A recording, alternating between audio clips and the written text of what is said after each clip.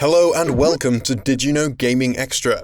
In today's episode, we'll be exploring a bunch of trivia relating to games on the PlayStation 2.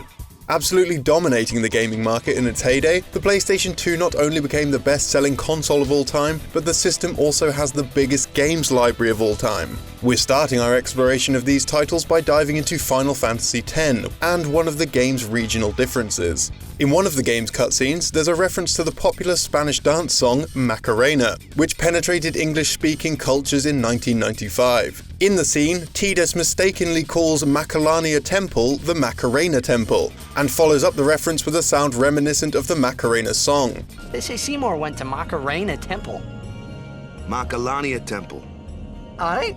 As you might expect, the dialogue in the Japanese game is different and has no musical reference at all. As revealed by Legends of Localization's Clyde Mandolin, what a guy, Tidus just incorrectly calls Macalania Temple the Malakania Temple. One of the game's localizers, Richard Honeywood, was asked about the reference by the Final Fantasy Compendium. Honeywood said, "I can still remember when Alex was writing that line. I'm always a sucker for silly humor and I'm a pop culture junkie. Of course, I laughed and agreed to it at the time, so long as the was done in a way that wouldn't seem really strange to people who didn't know the song."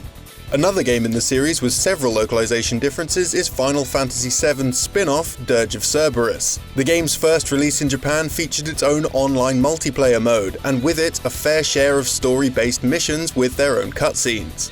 While the game was reworked during localization for the Western market, it was decided this feature would be removed. To compensate for its removal, Square Enix changed the missions to be single-player instead, though without any of the story elements involved. The game was released for a second time in Japan as Dirge of Cerberus International, retaining all the changes that had been made for the West, though with the inclusion of all the cutscenes that were included with the original multiplayer mode. A number of gameplay changes exist between the original Japanese release and the later international version after the original received negative criticism. It was made possible for Vincent to use attacks while in the air, he could now double jump and would run 20% faster. The game's camera was also adjusted as a way to help make navigation easier. Another game with differences to its original version is Tekken Tag Tournament. The game was originally released in arcades before hitting the PlayStation 2, with both versions having some significant differences. This was because, unlike the PlayStation version, the arcade release was made as a kit which could be used to upgrade cabinets of Tekken 3, resulting in a version of Tekken Tag that would use the same 32-bit engine and graphics of Tekken 3. When porting the game to the PS2, the graphics were massively overhauled, the soundtrack was updated and expanded, and several stages were added. While both versions play similarly, there are noticeable differences, with some attacks being more or less viable between releases. While upgrading the character models for the PS2, the developers decided to add polygons for each of the characters' teeth, an addition that the series producer Harada looked back on and noted how he thought that it was a total waste of polygons. Namco aren't the only company to have experienced regret when it comes to the games industry. When Acclaim were trying to promote Shadow Man's Second Coming in the UK, or Tuekend Coming if you're a smartass, they had the morbid idea of paying relatives of people who'd recently died to use their gravestones as small billboards advertising the game. Acclaim communications manager Sean White stated, "The concept of what we're calling deadvertising is entirely consistent with the theme of the Shadow Man's Second Coming game and provides us with a permanent presence for our advertising. Content and context are two important principles of marketing Shadow Man." Unsurprisingly, this was met with controversy and was seen as being in poor taste. Even the Church of England came out and said that it would not allow any of its graveyards to be used for the sake of advertising Shadow Man 2. The company claimed advertising on gravestones would be outside the codes of conduct or regulations that any formal advertising body would have to adhere to. However, the chairman of the Outdoor Advertising Association stated that any attempt to advertise on a headstone would require planning permission from a local authority, regardless of the land being public or private. Responding to the criticism, Acclaim acknowledged that some may find the stunt offensive, but that others from poorer backgrounds may see the opportunity as a benefit to subsidizing their burial costs and give their loved ones a unique send-off, rejecting the implication that the whole thing was morally bankrupt. Another piece of trivia from one of the PS2's spookier titles comes from Silent Hill 3. Those who played the game with a save file of Silent Hill 2 on their memory card were treated to an additional cutscene that would otherwise never be shown. The scene involved Heather contemplating reaching into a toilet, but not being able to go through with it. She then looks at the camera and asks, Who would even think of doing something so disgusting? This is in reference to a similar scene found in Silent Hill 2, which sees James Sunderland fishing a wallet out from deep within a toilet. One horror game which began its life as another title was Devil May Cry, which was initially planned as Resident Evil 4. During the game's development as a sequel, the main protagonist who would become Dante was originally named Tony. Hideki Kamiya also claimed his surname was planned to be Redgrave, in honor of Chris Redfield from Resident Evil. The idea of Tony Redgrave's name being a homage was later worked into the Devil May Cry story, notably as the journalist that Dante has a lot of respect for. Dante would even use the name as an alias during his mercenary days of demon hunting. The name was also engraved onto his signature handguns Ebony and Ivory.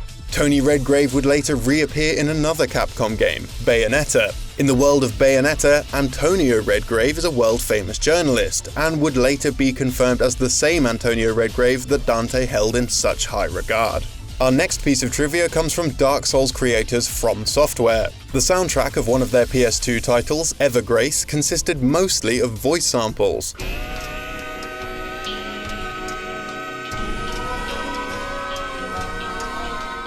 Composer Kota Hoshino explained to Rocket Baby, "At the beginning, I was thinking of expressing the voice. I recorded my voice and some sample voices and then edited them with SoundForge. It finally became the voice that you can hear in the opening of Evergrace." Hoshino wanted to create a soundtrack that would express the verge between pop and non-pop music, and besides the voice and instruments he already had, would build upon pre-arranged percussion tracks taken from a sample CD. Another auditory secret comes from Metal Gear Solid 2. The alternate name of the Patriots, the Lali Lule Lo, fun to say, so give it a go, was chosen because the English L sound does not exist in the Japanese phonetic alphabet.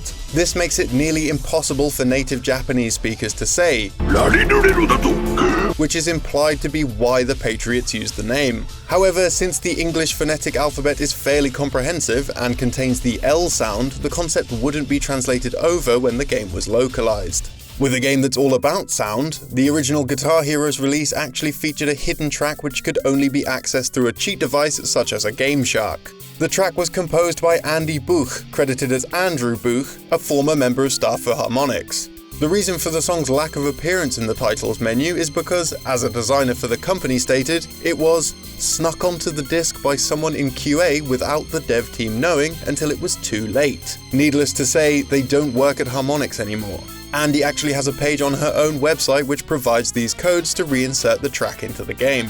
The song ultimately saw release on the Rock Band Network, a service to add additional songs to Rock Band, with the description, "Long ago, in the dawn of our rhythm gaming civilization, there was a song that rocked so hard it was banned from the land. Known by many names, those who dared seek it had to undergo a perilous quest in order to unearth it from its tomb."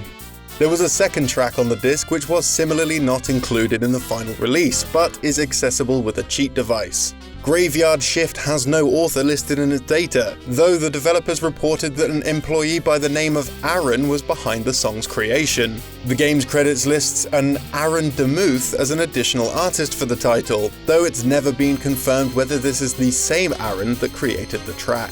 One of the few unlicensed releases for the PS2 has its own dirty little secret. Developed by Code Junkies and published by Dattel, Max Play Classic Games was a compilation of Game Boy Advance games with its own built-in emulator.